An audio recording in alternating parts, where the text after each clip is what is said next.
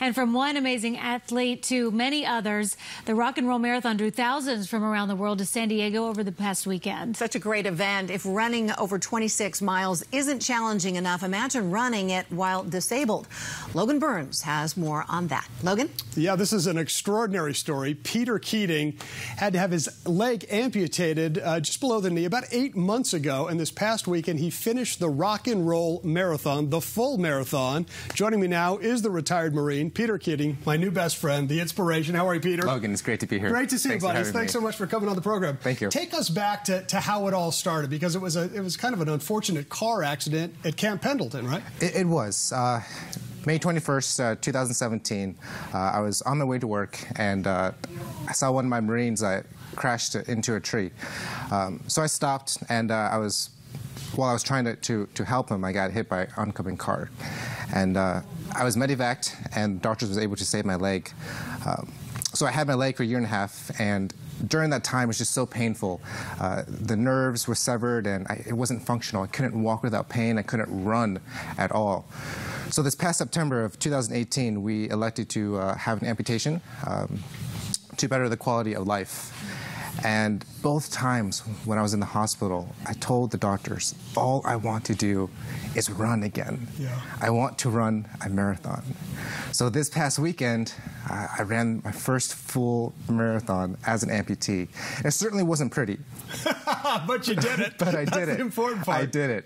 Yeah. And the feeling of success, overcoming obstacles, that's the message that I want to spread to everyone else out there, able-bodied or disabled, that no matter what obstacles come in your life, it's how you overcome them, and that's what makes you the person who you are. You were a marathon runner before the accident. I was, Logan, yes. An in-shape guy, I mean, retired Marine. I ran many marathons as an able-bodied person. They saved your leg and they saved your foot, but it was so painful.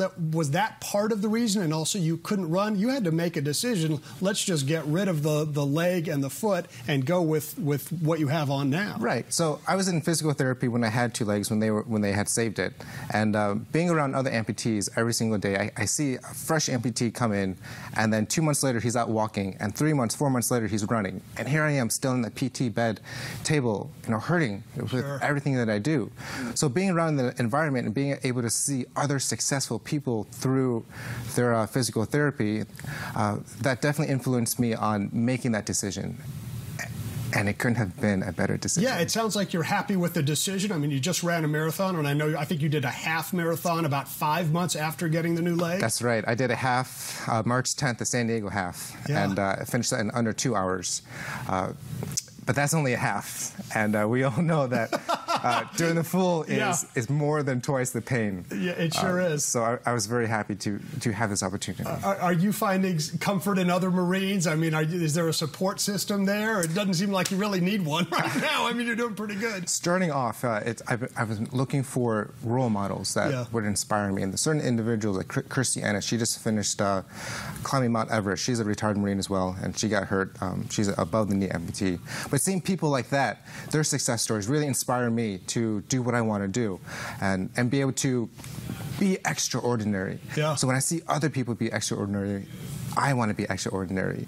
And so what I hope today is when people see me and my story, that I can influence them to overcome their obstacles and be extraordinary. So what's next? Another marathon or something more? Oh, definitely more. So what I want to do, I'm going to run another half, a full, much better time than I did this past weekend.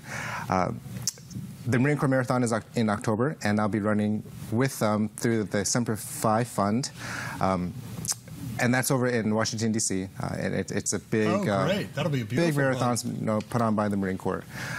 So by October of 2019, this is the upcoming October, I hope to be running much, much faster. Fantastic. Peter Keating, all the best. Logan, thanks so much. Thanks for coming on the program. Very inspirational story. We'll keep pushing ahead. Back over to you, Sandra, Anna. Yeah, that's amazing, you guys.